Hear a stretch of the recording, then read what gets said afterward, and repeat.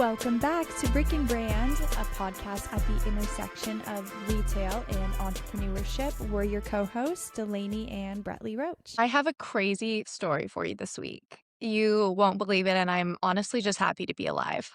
Wait, oh my gosh. I need all of the details. What happened? So this is me trying to be an athlete, trying to enjoy my one day off on Sunday, get some fresh air, be in the sunshine, ride my electric bike, which for those of you who are not coordinated, I do not recommend an electric bike. I thought I was coordinated because I can ride oh a my regular God. bike. I feel like I know where this is going. I'm It doesn't sweating end well. already. So let me just set the stage for you. It's a peaceful Sunday afternoon, and I'm riding my bike, my electric bike, from where I live in Turtle Creek to Highland Park Village. And for all the Dallas people who are listening, you guys are very familiar. Highland Park Village is our nicest shopping center. It's open air, it's Spanish style construction. It has all the luxury brands you can imagine: Chanel, Rolex, Hermes. It is the cream de la cream. It is such a nice shopping center. Delaney, you've been there, I think. Yeah, I've been there multiple times. I'm already stressed that that's where something happened because this is like the Class A shopping center. Yeah. So this is the kind of place, like if you don't drive a Rolls Royce or a Porsche or, a Bentley, like you get some weird looks. So you always feel a little self-conscious when you're there and you try and dress up. Typically, today I was riding to make a return somewhere and I was not dressed up. I was wearing a hoodie and sweats that were not matching and a baseball cap. And, it was my Sunday off. I wasn't trying to impress. So, but I already kind of looked out of place a little bit like, is she a customer here or is she like picking through the garbage can? Like, we're not sure. But I was just trying to get in and out. Like, nobody will see me. Anyway, I park my bike. I go in, I make my return. I come out. My bike is leaned against the tree of one of the trees in front of the stores. And I reach over and So they don't have like bike stalls for you? they Shouldn't don't. they have? Because you're No. not Okay. supposed to have a bike there, Delaney. Right. Like, That's true. No, that's true. That's yeah. probably frowned upon as is. You drive a Porsche or get out. Okay. Carry on. It's So it's already leaned a up big against a no-no. tree. Yeah. Yeah, so I'm already a little bit embarrassed. I reach over and grab the handlebars of my bike and start to pull it away from the tree to get on it. And it literally takes off, like full power, full throttle. And I try Are and you stop holding it. on to the handlebars? Yes, I'm trying to stop it. And it goes even faster when I pull on it. And then I'm scared if I let go, it's going to go through the front door of like Chanel and break all the glass or hit someone who's enjoying a martini on the patio. My God. Okay, so let me just imagine this. You're reaching over, grabbing the handlebars, and the bike has just decided it has a mind of its own. It's taking off. Is it dragging you behind it? This is a glitch. It's like an engine pulling you. I am being dragged down the street and we're headed straight for the tree. And I try one more frantic effort to pull the brakes. Of course, it doesn't work. And I slam into the tree, my shoulder and arm. My bike keeps going and crashes down the path. There was a full minute where I thought I broke my wrist and my shoulder. That's how hard I hit the tree. I was basically wrapped around it. Oh my God. I pick up myself and what's left of my pride, which is not much, and I get my bike. The seat is broken off. Bro, what? Everyone This is in like the out of a parking lot. movie. Well, yeah, and I'm mortified because everyone's looking at me like, who is this person? What is she doing? Right. And I'm like limping towards my bike, trying to keep what's left of my pride. I make it home. I'm okay, but I thought I would share that as one of the all-time lows of my week. Wait, first of all, sue the electric bike company for the glitch. I know.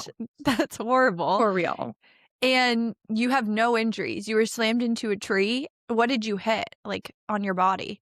I hit my arm, my wrist, and like just below my shoulder. And honestly, I'm so proud of my body. I didn't break anything. I thought I did. I had 2 like really big bruises that are starting to go away, but I was fine. It was the bike got more damage than me. But for anyone out there with an electric bike, be careful because those things are seriously dangerous. Only you. This story would only Only happen me. to you. This is so on Yes, brand. I've yes. never had an So electric on bike that though, note, so no judgment. I'm sure the same would happen to me. don't buy one. Yeah. On that note, welcome back. And how was your week? It's been good. Not quite that exciting. I didn't run into any trees, thank God, but who knows? We have a new week, new fresh week ahead. Who knows what will happen? A lot of great opportunities out there for you to leave. For sure. For sure. I've actually been wanting to get a bike, but I was thinking, I don't think I'll get an electric bike. I kind of want like a beach cruiser or something. It kind of scares me.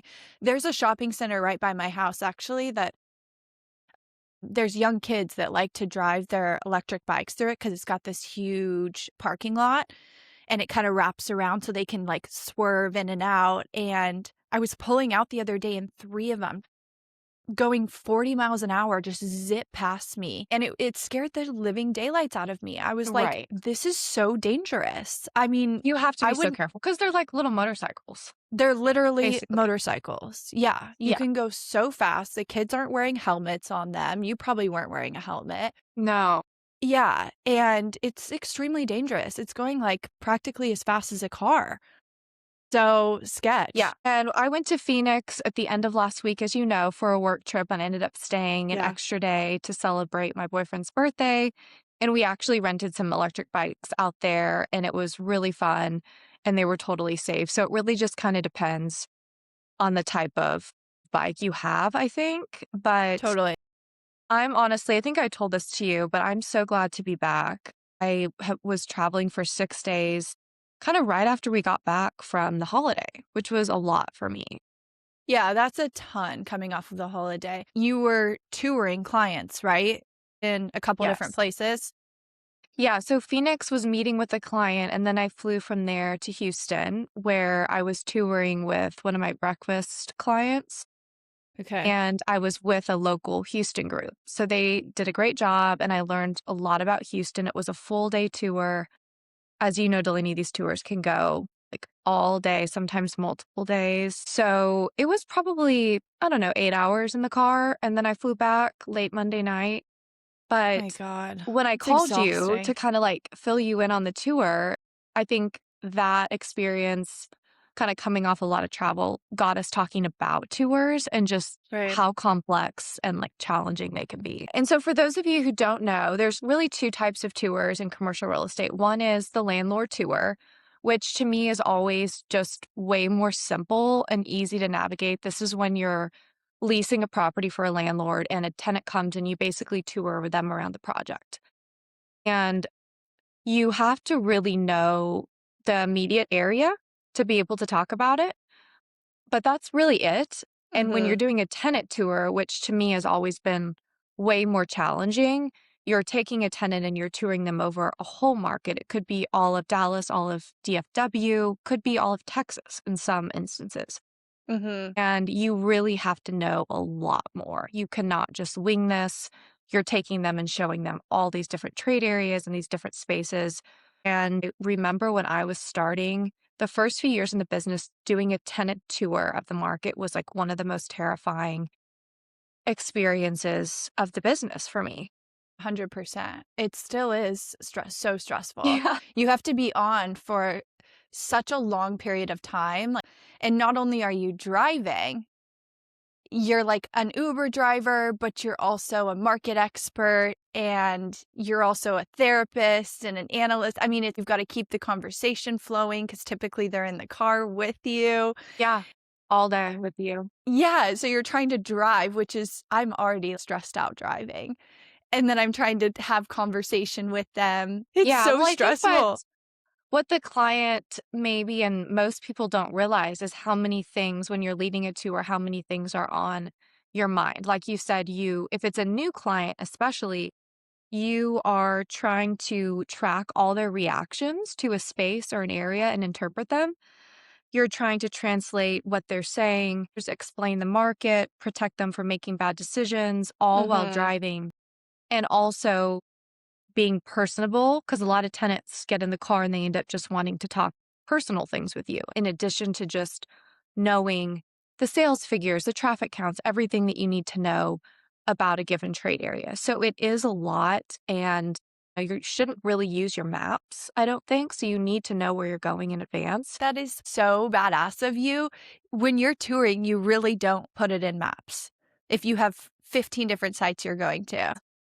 I try not to. Like when I'm touring a market outside of DFW, I would be more likely to do it. Like I toured Oklahoma a few months ago and I put it in, but I kind of knew where I was going without it just in case. Sometimes we have tours where there's 12, 13, 14 different sites.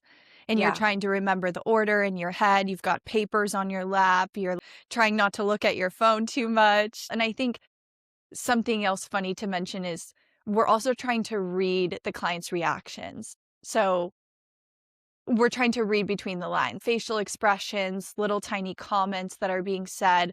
We're trying to translate those into deal terms, and we're pre-negotiating in our heads. Here's how I'm going to make this deal. All systems are firing at once. And the hard part about that is that there's so many different types of personalities. And a lot of times when Yes. you're touring for the first time with a client, which a lot of tours are with first time clients, you don't have any idea what their personality will be when they get in the car. And there's a lot of different personalities. Some, like Delaney mentioned, you can't get a read on them at all. Like you have no idea if they like an area or not. They have kind of that stonewall face, Yes. and you are like vomiting up information and you're not Yeah. getting any feedback, not a Just smile, not a. stone cold. Yep. Those are the hardest tours for me. Or my favorite is when I'll literally word vomit up 30 facts and educate them fully about this location, this space, all the details. And I get, not really interested. It's not our Mm, favorite, just not feeling right. And you want to bang your head against a wall. After yep. all that, you're not giving me any feedback other than it didn't feel right. I remember one of my first tours, I was just a couple years in the business and I was touring a juice bar, Aussie Bowls juice bar client, like through the market, and I killed myself to prepare. I was up super late. The tour was on a Saturday. Of course, I don't know why we were touring Saturday, but I was stayed up really late Friday night preparing. Right. And I get in the car with these guys and they don't want to know anything about the market. He literally is cutting me off to tell me about like his ex-wife and the drama with his kids. I'll be like, "Oh, wait, just say the story about like the divorce lawyers because like over there's some sales." Like about halfway through I realized stop trying, just like be his Yeah. friend and Right. talk with him, and that's all that matters. They just wanted a therapy session. Yeah. Yeah, Not even a tour. 100%. Yeah. Like do you feel like there's like a few main personality types that end up on these tours? Totally. One of the ones that jumps out at me is, for lack of a better term, the just looking. This is the person that's like paralyzed in making decisions. Comments like, we're just getting a feel. I'll know it when I see it. Let's tour everything in the market. I want to see what's out there. I had one tour like experience like this where after tour number 2, I asked them, so what didn't you like?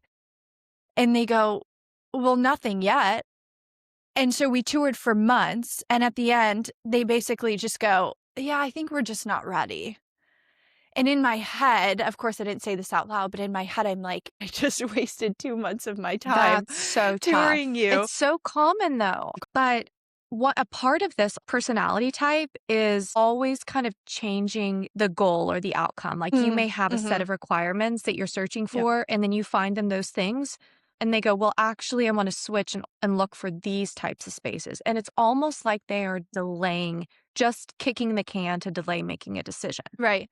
I can't work on a requirement where the goalpost is continuously changing. Right. And it really does feel like they're not touring to make a decision. They're just touring to feel productive. That's a huge thing, is touring to feel productive. The next one that I want to call out is what we call the spreadsheet assassin. And this is kind of the opposite of the person that's needing therapy. This is the client that Right. everything has a model, everything has 1,000 tabs and assumptions. And I will give them this. These people know their numbers. They know what they can pay, but they don't really seem to care about the physical space. Like Right. this is the client I would say maybe we don't even need to tour. Maybe you Right. just crunch numbers on a Right. site and make decision from there. You're walking through a space, giving them all the specifics, and then they respond, so how does this look over our 2-year pro forma, and you're just like, "We could have done this on a Teams call. Like, why are Right. we out here?" Right. And they may love the space and it has all of the factors that they're looking Yeah. for. Yeah. But if like the spreadsheet doesn't spit out something, whatever's in the spreadsheet doesn't spit out something that they like, it's just like an immediate pass. So these people are not focused on vibe at all. Yeah. The third one that I experience a lot, and I'm curious if you have too, is the so and so, my cousin's uncle's sister's wife is a broker. And they told me that I can get such and such rent, and then Yeah. come to find out it's residential and it's in another state. How are Yeah. we getting advice from this person? But everybody has that one contact or that one person they're talking to. It's like the third party in the room, right? It's you, your client, and then all of their friends or family Yeah. or acquaintances that they're taking advice from. It's hard because those people that they know, they typically are family or close friends. Right. And so there's an emotional connection to those people that they don't have Right. with us. This type of client is very frustrating because the whole tour, you're trying to kind of set the baseline back to a level playing field and just trying to educate them out of the bad decisions and the bad information, rather, that they have from their network. And you almost have to tour 2 or 3 times just to get back to like a now we're going to Yeah. tour with an unbiased filter and look at the market. And a lot of times, the people that they're taking advice from live in other states and other markets. Yeah. And it's like, it's not the same. Let me just It's not the tell you same. as nicely I can. Yeah. I had a sign call the other day. They said, so and so, I don't remember the exact connection, but so and so told me that they got 8 months of free rent. And as I started to ask more questions, I'm like, who's your friend? Completely different market, completely different asset class, and literally 15 years ago, different decade. They have this trusted advice that they feel like Yeah. is proven, and therefore that's what they're going to get. And you have to do it in a way that's like not disrespectful to their trusted quote unquote advisor, because then they get Exactly. upset. So a lot of times Exactly. we're like new connections building that trust. And I think it's just important for any tenant that's coming into a market to remember that we are doing this every single day, 12 hours a Right. day. Right. We are in the market. There's nobody that knows it better than us, regardless. But there are actually great clients that can make touring awesome. And so can't forget about them. What Yes. actually makes a tour productive? So let's jump into that. What actually makes a tour productive, and what are things we do to prepare to what you touched on earlier? Touring is not always just about seeing the spaces, it's about eliminating these variables for your client where they may not even know exactly what they want.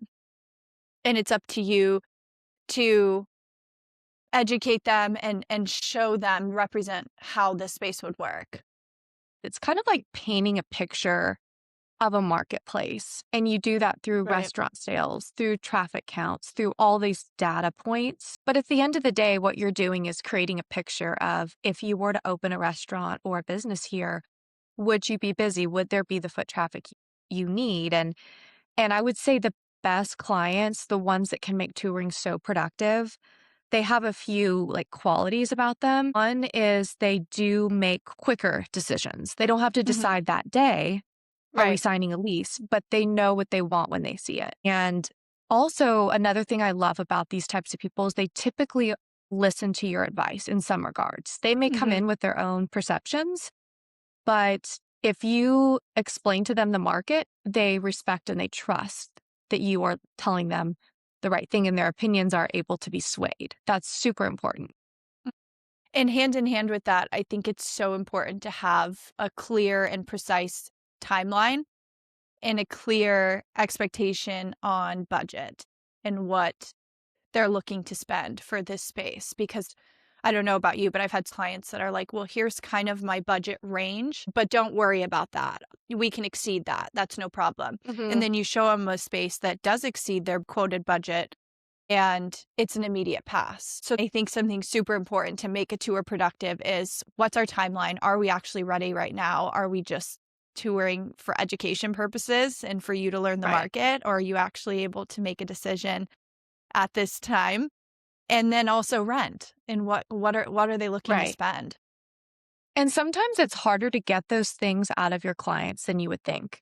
You would think Yeah, a timeline is a pretty straightforward answer, but I've toured so many groups that say their timeline is like right away. And 1, 2, 3 years go by, we continue to tour, we continue to look at stuff, and nothing is working. And that's when you kind of have to have a conversation of like, here's the reality of the market.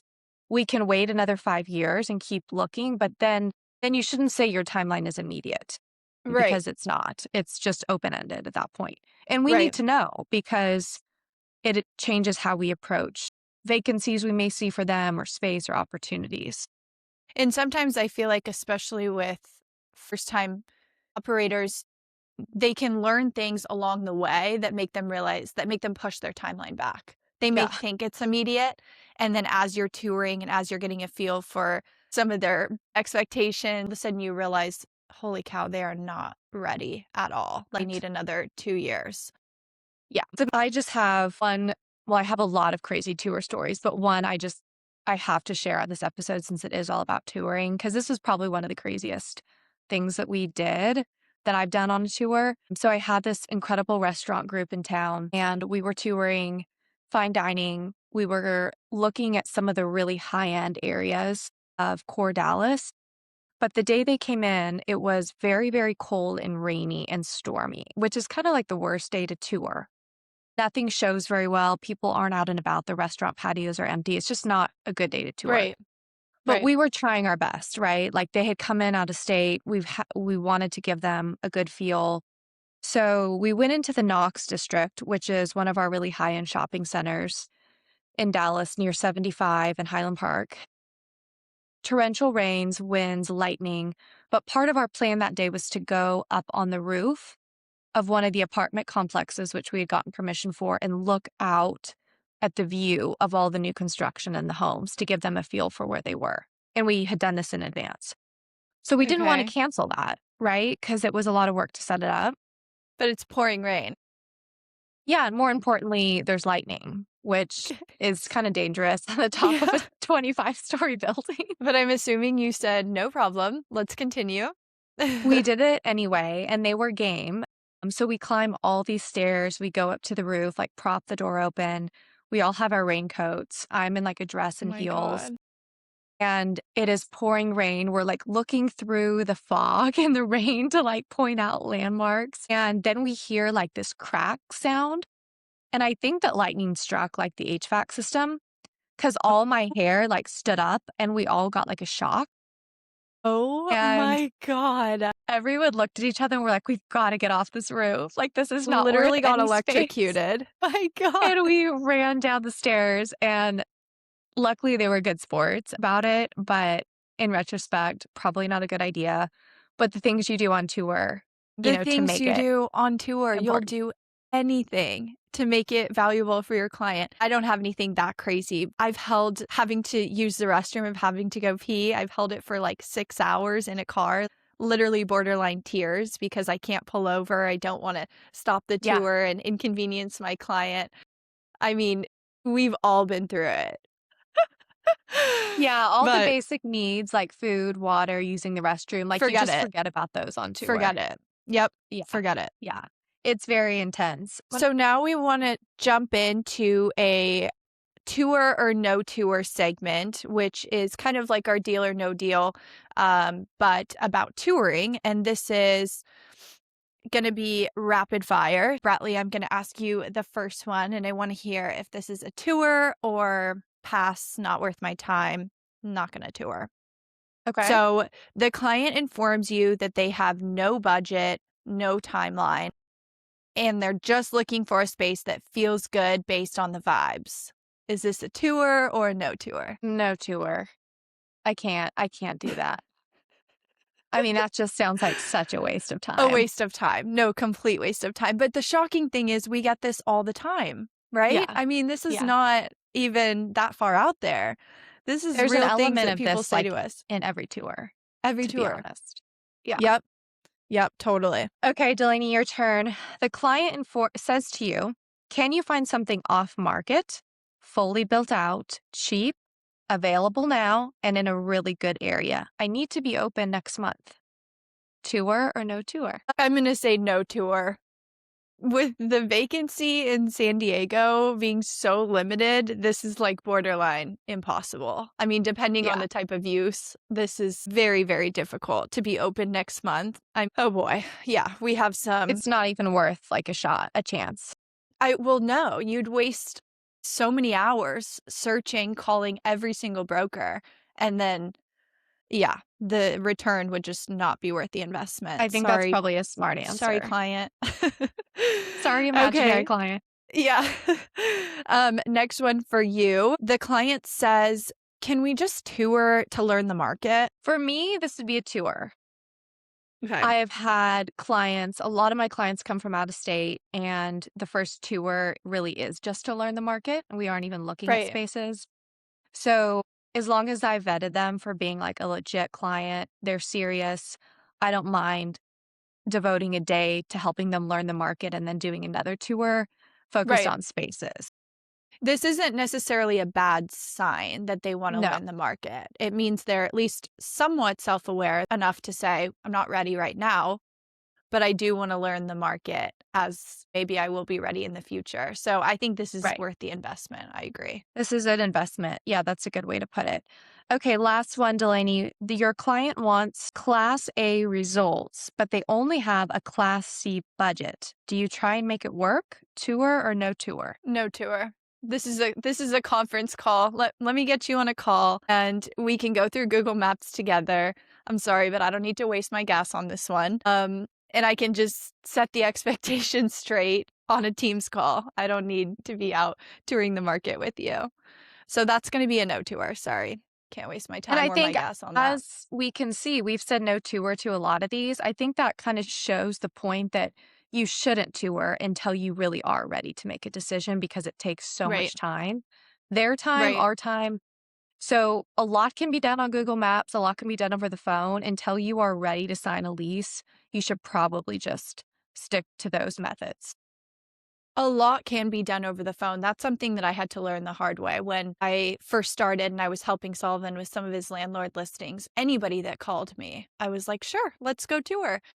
And I Mhm. ended up visiting the project every other day, touring sign No, calls. doesn't And work. not Yeah. one of them, yeah, had was of any quality, and not one of them moved forward because you do have to do some digging before you get into the tour phase. So, good That's point. something I always ask the young guys in our office when they say they're headed to tour at one of our landlord listings. I always say, "Tell me about the client. How many locations? Have you seen financials?" Yes.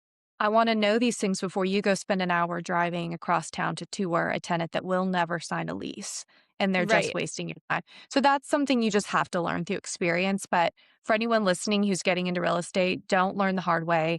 Ask the questions first. And the people who can't answer those questions or they're offended, they're not going to sign a lease anyway. So you haven't Right. wasted any of your time. And it's absolutely not offensive to ask more questions and get a better understanding of what they're actually looking for and is this worth my time? Yeah. Obviously, you don't No, phrase it's it not. as that, but it's absolutely not offensive. And like you said, anybody that is serious will be able to answer those questions or at least be able to say, "Hey, this is what I've got so far. I'm not 100% sure, but this is what I'm thinking." So I totally agree. I was always afraid that I was going to offend somebody and then they were just going to it could have been a deal and they were gonna get cold feet because I asked too many questions, and that's just not how it You works. have to be protective of your time and of your Yes. energy. That's the only thing that we have in this business. Yes. So that's a wrap on all the touring tea that we have today.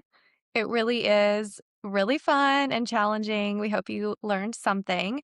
So now we're going to do what we do at the end of every episode, which is talk about a couple of our favorite brands that we're really loving. These are retail brands, these are online brands. This is just whatever we're really supporting right now. So, Delaney, why don't you kick us off with your brand of the week? Yay, yes, I would love to. So this week, I want to call out Joy Wellness. It is a integrative wellness and regenerative medicine clinic located in San Diego.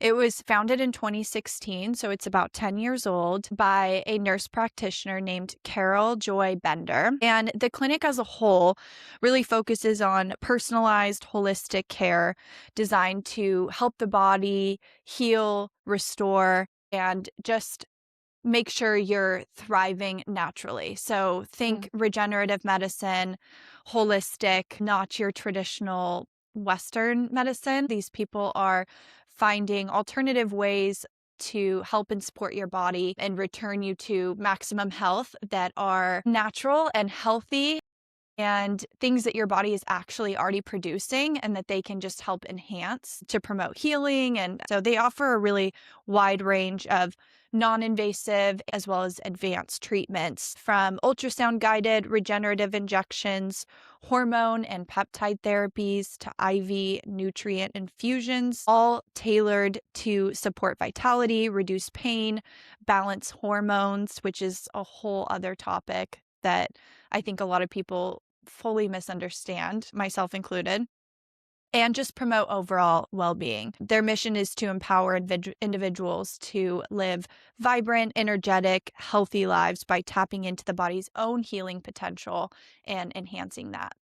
Love Wow. Carol Joy Bender, love Joy Wellness. I've been there quite a few times myself, and every time they are just top notch. They treat you amazing from the second you walk in the door to the second you leave. So, highly, highly recommend if you're dealing with anything, any pain or discomfort or old injuries, or even just want to get to know your body better and help to understand what's going on inside. I think a lot of us, as long as we feel good, we think there's not a problem. Maybe I don't have an injury. I'm fine. I don't need to get checked out. When in reality, who knows? Maybe you're living at half capacity or at 80% Yeah. capacity and you could be feeling so much better. So go check out Joy Wellness for sure. I'm so glad you shared this. This is the type of brand that I'm just personally so passionate about. I don't think there's enough Totally. holistic wellness in the world. And I have a holistic doctor here who's literally changed my life. I'm sure it would be the same if I went to Joy Wellness. And this is something like the masses don't really know about. And they go get, antibiotics and they get things that are not Mhm. their shortcuts to feeling better and they end up way sicker down the line. So definitely support your holistic partners. So glad you gave her a shout out. Now you tell me who you're calling out this week. I would like to call out a brand called Soul Glow Med Spa, and it is a med spa. The owner's name is Ari. She's in her mid 30s. She's become a really good friend of mine. I've been seeing her for several years, and she's just one of those rare finds where expertise, care, and results actually like live under the same roof. And if you're serious about your skincare, this is the place you have to go. She's incredibly knowledgeable. She's a nurse. She's detail oriented. She's very thoughtful with recommendations, and her whole ethos is to make you more beautiful naturally. So, although she does Love. offer Botox and fillers and those types of things, she really does most of her treatments through lasers and microneedling and things that are very natural that just stimulate your body's ability to produce collagen. She also does NAD injections and some other health and wellness, but really her core business is skincare. What really sets Soul Glow apart is Ari, the owner. She's built this company from the ground up, and you feel the energy the moment you walk in. She's so passionate and fiery, and she has this precision and pride in what she does. She takes it so seriously, and I would not trust my skin with anyone else. I That's a true statement, and the results really speak for themselves. Since I've been seeing her, my skin has gotten so much healthier. It's just unmatched, her responsiveness and her ability to make the customer and the client just feel comfortable and like a friend in an environment that maybe they would be nervous because they're getting a treatment. Soul Glow Med Spa, as a thank you to all of you for being part of the Brick and Brand community, Soul Glow Med Spa is offering a free B12 injection plus $50 off any of your first purchases when you use the code Brick and Brand, all one word, at Soul Glow Med Spa. So we're so thankful to her for this sponsorship, and please go check her out. And again, free B12, $50 off your first order when you use the code Brick and Brand. That's huge. An exclusive offering just to our listeners. We're so excited about it. I Yeah, am dying to come back to Dallas. In fact, I need to schedule a trip, like specifically to go visit Ari. I am awesome. all about everything you described about her and her operation. I'm like, where do I sign up? So Yes. thank you so Yes. much, Ari. And we're so excited to have you be a part of Brick and Brand. Everybody go try it out. Yes. And we're going to link to her website, her Instagram, all of her handles in the show notes. So that's the only place you can just go and you can find everything there. And if you want to book a service, just use our code and you'll get a free B12 injection and a discount. So Yay. thank you, Ari. Thank you, Soul Glow Med Spa. Thank you so much for listening. See you next week on Brick and Brand. Bye.